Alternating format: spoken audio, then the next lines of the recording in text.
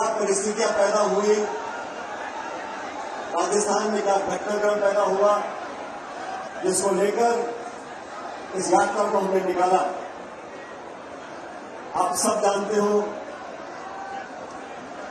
जब 2013 में हमारी सरकार राजस्थान से हटी थी, उस समय 200 में से कांग्रेस के मात्र 21 विधायक रह गए थे।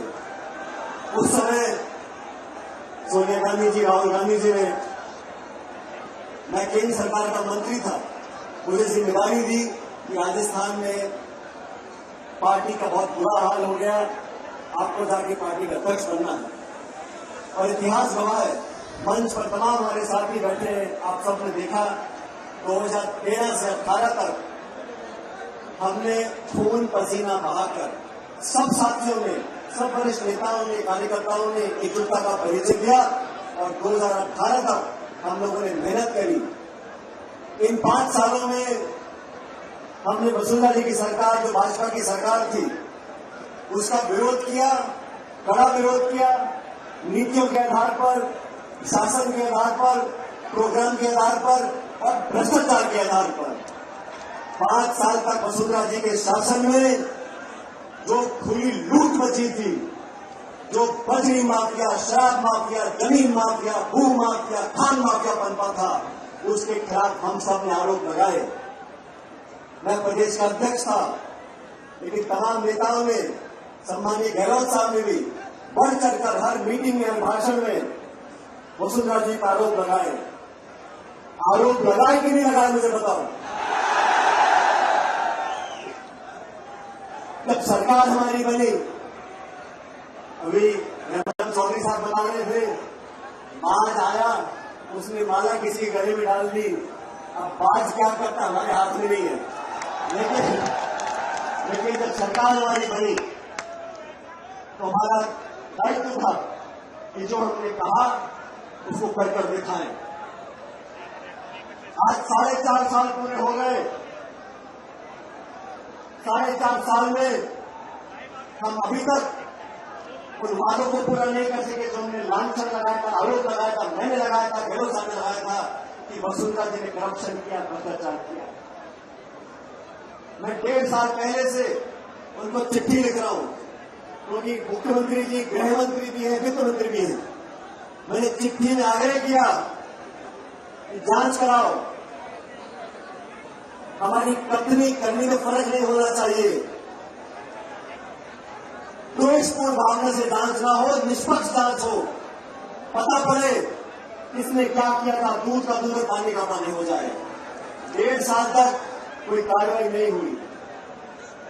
मैंने जयपुर के अंदर एक दिन अनशन रखा इसी मांग को लेकर कि वसुंधरा जी के कार्यकाल में जो भ्रष्टाचार हुआ उसकी जांच करो, उसकी जांच करो, उसकी जांच करो।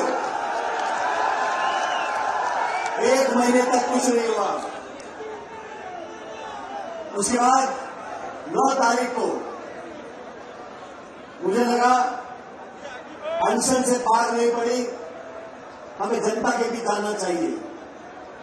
और ये भ्रष्टाचार ऐसा मुद्दा है साथियों, दोस्तों, ये समाज को दीमक की तरह खा रहा है। अभी मन से बात कर रहे थे, नौजवानों का भविष्य अगर अंधकार में है, अगर पेपर लीक होता है तो करप्शन की वजह से होता है, भ्रष्टाचार की वजह से होता है। हम लोगों को करारा प्रहार करना पड़ेगा, भ्रष्टाचार को समाप्त करना पड़ेगा।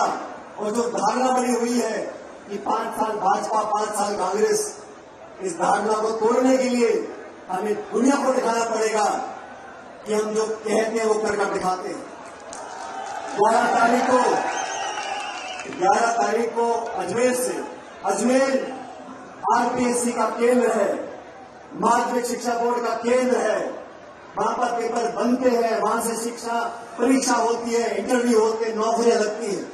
इसलिए अजमेर जो वहां से 125 किलोमीटर दूर है, वहां से मैंने यात्रा शुरू करी। मुझे कुछ पत्रकारों ने बोला, यात्रा कर रहे हो, गर्मी बहुत है, मई का महीना है,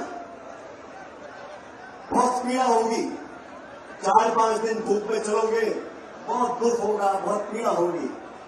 मैंने उनको कहा, हम और आप अगर 3-5 दिन इस सिलसिला के धूप में चलने ये कोई पीड़ा नहीं है, लेकिन वो लड़का लड़की जो पढ़ लिख कर साल 2 साल मेहनत करते हैं, कोचिंग करते हैं, ट्यूशन लेते हैं और किराए के मकान में रहकर लाखों रुपया खर्च कर एग्जाम लिखने जाते हैं, वो पेपर लीक हो जाता है, उसके बाद टेंशन हो जाता है। बार बार होता है, क्यों होता है, इसकी जड़ तक जाना पड़ेगा। पेपर लीक करने वाले दलाल के किराए के मकान पर बुलडोजर चलता है, लेकिन जो कटाने वाले गिरफ्तार किया है उसके मकान पर कोई सरकार नहीं होता। कानून अपना काम कर रहा है। अगर कानून अपना काम कर रहा है तो पक्षपात नहीं होना चाहिए। मछली छोटी हो या बड़ी हो, उसे तो पकड़ना पड़ेगा। गोड़ा जी के यहां पर हमने किसान सम्मेलन किया। केंद्र की सरकार ने एमएसपी पर कानून बनाने की बात करी थी, आज तक कुछ किया नहीं। ये बीजेपी वाले भी जो है बहुत झूठे लोग हैं, झूठे वाले करते हैं। हमने उनको ललकारने के लिए दुनिया के अंदर एक आम सभा करी, वहां मैंने कहा, नागौर में इस बात को मैंने बोला, भाई ये पेपर लीक होता कैसे, ये पेपर लीक तिजोरी से निकलकर लोगों की जेब तक कैसे पहुंचता है, इसमें भ्रष्टाचार होता है, ये पूरा तंत्र इसको बदलना पड़ेगा। तब कहा गया कि इस पेपर लीक जांच में कोई अधिकारी शामिल नहीं है, कोई नेता शामिल नहीं है। मैं पूछना चाहता हूं, जांच पूरी हुई नहीं, आप घोषणा कर रहे हो कि कोई किसी का कोई लेन देना नहीं है। अभी कटारा को आपने अरेस्ट कर लिया, ये कटारा जो सदस्य बने आरपीएससी के, किसके कहने पर बने उसका पता करना पड़ेगा। ये आसमान से तो आए नहीं है। भ्रष्टाचार का मुद्दा नौजवानों के जीवन को अंधकार में धकेल रहा है। मैं तो साथियों आपसे कहना चाहता हूं, इस यात्रा में हम निकले, इस यात्रा का जो संकल्प था जन संघर्ष यात्रा का, वो भाजपा के शासन में हुए भ्रष्टाचार की जांच कराना था। इस यात्रा का उद्देश्य नौजवानों के साथ जो धोखा होता है, जो भ्रष्टाचार होता है, उसको समाप्त करने का हमारा उद्देश्य था। मैं आप सबका धन्यवाद करना चाहता हूं। जब मैं अजमेर से निकला था, बड़ी गर्मी थी, बहुत से लोग बोलते थे हो सकता है कुछ लोग यात्रा में ना जुड़ पाए, और मैं आप लोगों से एक सवाल पूछना चाहता हूं, आप सच जवाब देना।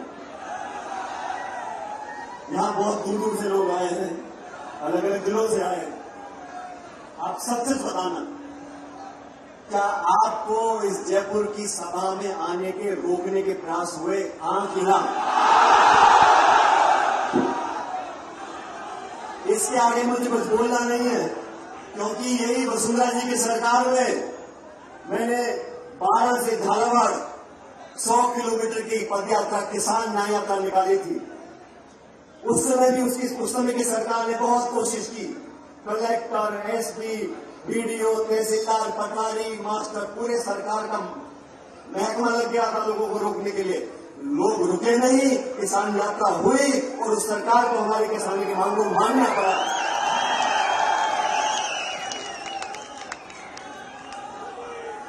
साथियों, हमारा जनसंघर्ष किसी नेता के खिलाफ नहीं, हमारी यात्रा किसी के विरोध में नहीं है, लेकिन मैं आज इस मन से कहना चाहता हूं, हमारी यात्रा भ्रष्टाचार के खिलाफ है। हमारी यात्रा नौजवानों के भविष्य को बेहतर बनाने के पक्ष में है और हम इसमें रुकने वाले नहीं हैं। अभी आपने भाषण सुना आदरणीय हेमरान जी का, कुछ दिन पहले हमसे बाड़मेर गए थे, और हेमरान जी बहुत कम बोलने वाले व्यक्तियों में से हैं, लेकिन आज उनका भाषण सुन रहा था। ये कहां की नीति है?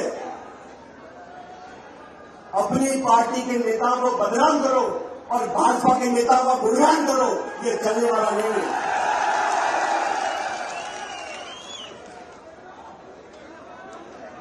सत्ता में जब लोग आते हैं तो कोई व्यक्ति नहीं आता, शासक बैठता है कुर्सी के ऊपर, उसको तेरा मेरा करने का अधिकार नहीं, उसको पक्षपात करने का अधिकार नहीं, उसको न्याय करना पड़ेगा। कठोर निर्णय लेने पड़ेंगे। और मैं बार बार बोलता हूं 6 महीने के बाद चुनाव राजस्थान के अंदर है। अगर हम कार्रवाई नहीं करेंगे, दूध और पानी का पानी, आजकल नींबू दूध बहुत चल रहा है, दूध का दूध और पानी का पानी नहीं होगा तो हमारे विरोधी बोलेंगे कहीं कोई गड़बड़ तो नहीं है।